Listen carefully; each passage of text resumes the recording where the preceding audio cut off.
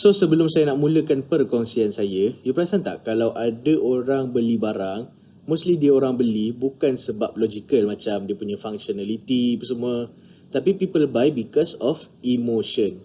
Dia dapat nilai kegembiraan yang dia orang akan dapat dalam membeli barang tersebut. Contohlah saya bagi, ada orang suka kumpul sport rim. Sport rim tu ada yang dia design lain, warna lain, jenama pun macam gagah sikit lah, famous sikit lah dengan budak-budak motor. So biasanya kita akan bandingkan barang-barang tu dengan yang standard punya. Kalau dari segi durability, kadang-kadang sama je barang tu, tapi kenapa orang pick the more cosmetic one? Because of nilai lah, nilai kegembiraan yang dia orang dapat, which is dia punya emotion lah. Ada juga kawan-kawan saya yang dia suka kumpul barang-barang anime macam figura, merchandise atau barang-barang DX Kamen Rider. So, benda tu tak adalah bagi dia orang manfaat dalam kehidupan macam bagi dia orang kenyang ke, ataupun bagi dia orang rasa macam kehidupan dia orang ni agak senang sikit nak buat kerja. Tapi benda tu it's all about emotion jugalah. Dia orang letak figura atas meja, nampak oh lawa lah figura ni, ataupun barang-barang DS dia orang boleh buat main-main. Oh, aku rasa macam aku jadi Kamen Rider lah, padahal bila dia pakai tali pinggang tu tak bertukar pun. So perkongsian yang saya nak buat hari ni adalah berkenaan dengan hibah takaful yang simple dan yang boleh memberikan anda nampak nilai kegembiraan yang hibah takaful ni boleh berikan kepada anda. So anda tak nampak lah benda tu as logically macam dia punya benefit tu saja kan. Kadang-kadang pun bosan juga bila dengar benda tu. Tapi kita nak nampak nilai yang dia dapat berikan kepada kehidupan kita. So sebelum saya lupa, saya nak buat satu note sikit. Saya tahu ramai orang tak suka bila kita cerita tentang musibah-musibah ni kan. Tapi it's a reality yang kita nak kena terang juga dengan orang ramai. So at least saya boleh lepas lah daripada tanggungjawab saya. Dan tak adalah nanti orang datang kat saya dalam keadaan dia mungkin dia dah lumpuh kekal, ataupun suami dia nak meninggal, dia cakap kenapa awak tak terang berkenaan dengan hibah takaful ni dekat saya. Nanti kita feel bad juga bila kita tak terangkan pun. So inilah tugas saya. Jadi sebelum kita nak cerita berkenaan dengan hibah takaful ni, kena tahulah masalah-masalah yang berkait dengan dalam hibah takaful tu, which is the first thing is pengurusan harta. You tahu tak, apabila meninggalnya seseorang tu, yang ni we emphasize kepada breadwinners lah, macam suami yang mencari nafkah untuk anak-anak isteri dia. Apabila meninggalnya suami tu, harta-harta dia, aset-aset dia semua macam rumah, duit dalam bank, kereta, semua kena beku. Beku macam mana? Beku tak boleh buat transaction lah, tak boleh buat transaction keluar dan masuk. Jadi bank akan pegang semua harta-harta dia tu, dibekukan, dan akan dibuat apa? Difaraidkan lah. Difaraidkan kepada siapa? Pada family-family lah. Ada bahagian-bahagian dia macam isteri 1/6, mak ayah 1/8 dan sebagainya. Jadi apa masalah yang nampak dekat sini? Of course pergaduhan keluarga lah. So yang ini saya boleh relatekan dengan cerita yang depan mata saya sendiri, which is kawan saya lah. Ayah dia meninggal dan dia dapat 10,000 kadar kematian. Tapi apa yang terjadi dekat sini, dia punya family dia tak puas hati lah. Kenapa dia dapat fully 10,000 kadar kematian? Kata dia orang layak dapat lah. So biasanya at this situation, bila meninggalnya seseorang, saya cerita yang tadi tu kan, family-family yang layak dapat faraid tu akan start jadi ustaz, ustazah. Dia orang akan cakap lah pasal-pasal hukum apa semua. Sebab dia orang nampak dia orang boleh dapat duit dalam keadaan legal. Sebab sekarang ni kita tengok lah ekonomi kita macam mana kan. Kita memang sangat memerlukan duit yang banyak sebab harga barang pun dah naik. Jadi bila dia orang nampak peluang macam ni, siapa yang tak nak geras kan? Jadi takkanlah kita nak tengok rumah yang kita dah usahakan untuk anak-anak bini kita tu kena jual je. Sebab apa jual? Sebab nak kena carilah, nak bagikan duit faraid tu pada bahagian-bahagian adik-beradik tu. Tak nak lah kita kan. Masalah kedua, hutang. So dalam masa kita hidup ni, kita mesti ada hutang. Tipulah kalau tak ada hutang kan. Hutang kereta, hutang motor, hutang phone, hutang rumah. Hutang rumah, be accept tu. Jadi andai kata dalam masa kita bekerja tu, kita meninggal, rasanya hutang kita tu boleh bawa masuk kubur tak? Jawapannya tak lah. So siapa yang akan mewarisi hutang kita tu? Family kita, isteri kita, mak ayah kita, anak-anak kita. Jadi nak ke kita dekat atas sana nanti, kita tengok isteri kita, family kita susah. Sebab apa? Sebab pengutip hutang ni datang setiap hari. Nak kutip hutang hutang rumah, hutang kereta tu semualah. Family pula, isteri tak ada kerja waktu you hidup.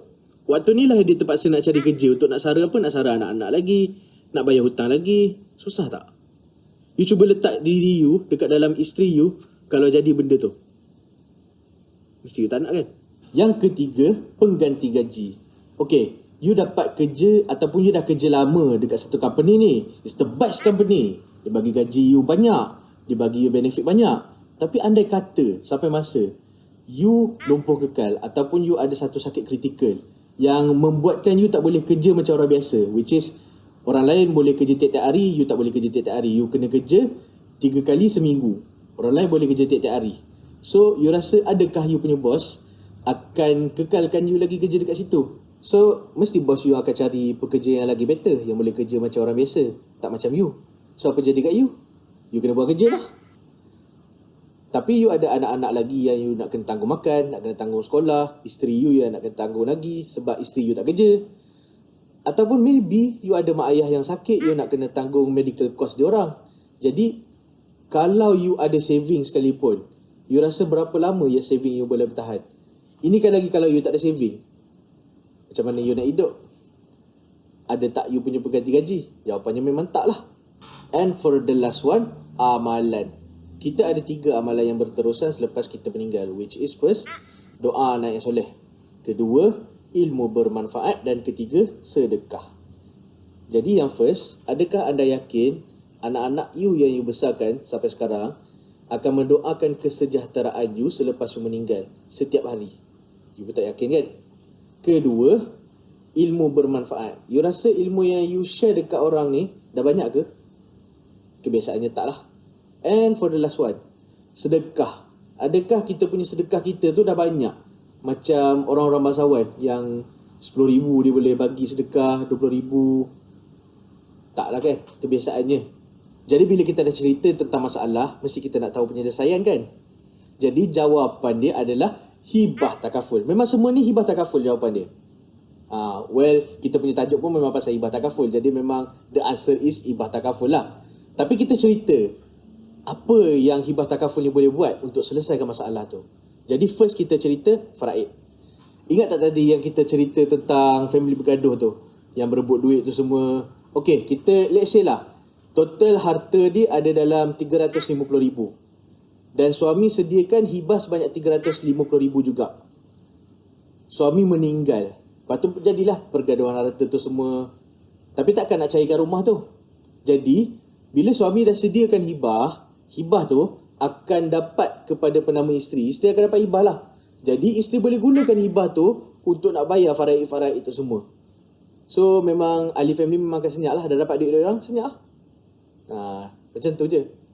Dan ada duit yang lebih lagi, lebihan-lebihan tu bolehlah guna untuk, kalau rumah tu dah habis bayar, nak guna untuk tanggung anak-anak ke macam mana. Dan sebagainya lah, ikutlah apa yang isteri tu nak. Duit dia dah kan. Dan apa yang bagusnya dengan hibah takaful ni is, hibah takaful tak boleh fight. Apa-apa macam faraid ke, harta pusaka ke, masih boleh fight. Boleh pakai duit lagi untuk fight dalam mahkamah.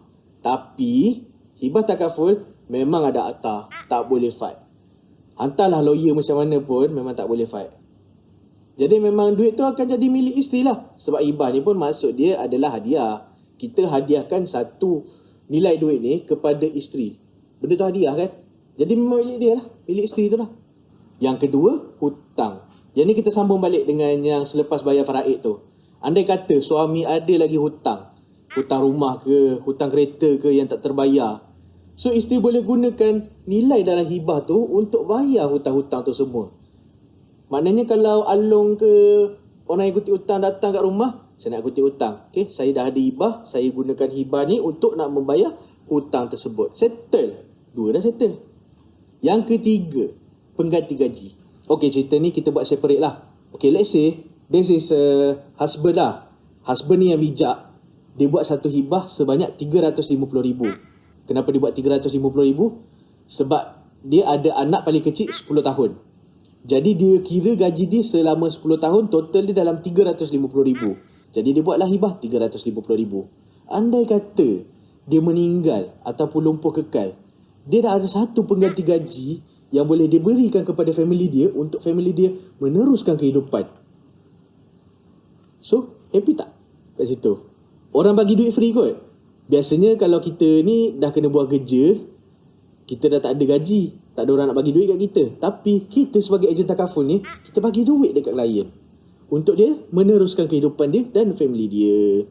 And for the last one, amal jariah.